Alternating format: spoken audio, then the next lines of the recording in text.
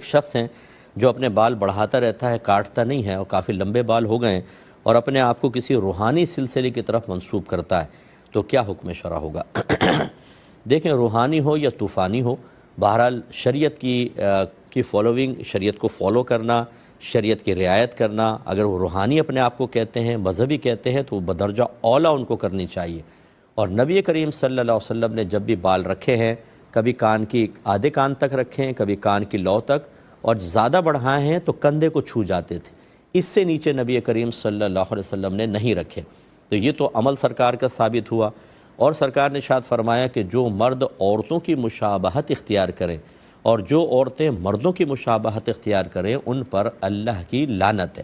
اس کا نتیجہ پھر یہ نکلا، ہمارے علماء فقہاء نے ارشاد فرمایا کہ مرد کندھے سے نیچے بال نہیں رکھ سکتا۔ کندھے تک چونکہ نبی کریم سے ثابت رکھ سکتا ہے، کندھے سے نیچے رکھے گا تو یہ عورتوں کی مشابہت میں آ جائے گا، اور اس پر پھر اللہ تبارک و تعالیٰ کی رحمت نہیں بلکہ جسٹ اپوزٹ چیز نازل ہوگی۔ تو یہ جو اپنے آپ کو یہ سمجھنا کہ ہم مذہب کی طرف مائل ہو گئے ہیں، تو خود مذہب کا مذاق اڑانا، اس کی پابندیوں کی دھجیاں بکھیر دینا، اور یہ ثابت کرنا کہ جی ہم تو فقیر لوگ ہیں، ہم تو درویش لوگ ہیں، ہم تو روحانی سلسلے تعلق رکھتے ہیں تو ہمارے لیے خصوصی رعایتیں ہوں گی، ایسا کچھ بھی نہیں ہے۔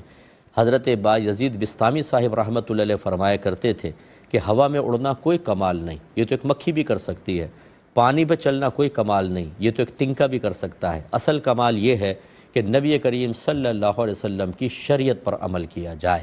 تو یہ اس طرح کے جو سلسلے کا کوئی شخص ہے کہ جو خود شریعت کا مذاق اڑا رہا ہے اور اپنے نبی کریم صلی اللہ علیہ وسلم کے فرمان اس کی نگاہوں میں حقیر ہو چکے ہیں، بتائیے یہ کیا کسی کو ہدایت دے گا اور کیا کسی کو اللہ سے ملائے گا جو اس کے نبی کی بات ماننے کے لیے تیار نہیں؟ تو اگر کوئی بھائی ایسا سن رہا ہے، ناراض نہ ہو، آپ میرے بھائی ہیں، مجھے آپ سے روحانی محبت ہے ایک بھائی ہونے کے اعتبار سے، لیکن خدا را اگر آپ ہی شریعت کو فالو نہیں کریں گے تو آپ کے متبعین آپ سے بڑھ کر شریعت کے خلاف چلیں گے، اور میدان معاشر میں ابھی تو شاید آپ کو مجھ پر غصہ آئے گا، لیکن جب یہ سارے کھڑے ہو کر اللہ کی بارگاہ میں فریاد کر رہے ہوں گے کہ اللہ تعالیٰ جس کو ہم نے رہنما بنایا تھا، اس نے تو ہمیں گمراہی کی طرف مائل کر دیا تھا، آج اس کی گرفت کر۔ یہ حدیثوں میں اور قرآن کے مضامین میں آپ کو بتا رہا ہوں کہ جو امام ہوں گے، جو لیڈر ہوں گے، ان کے متبعین ان کو برا بھلا کہیں گے اور وہ ان کو برا بھلا کہیں گے، اور اللہ تعالیٰ دونوں کو جہنم میں ڈال دے گا۔ تو اس لیے اللہ کے خوف پیدا کریں، غصہ کرنے کے بجائے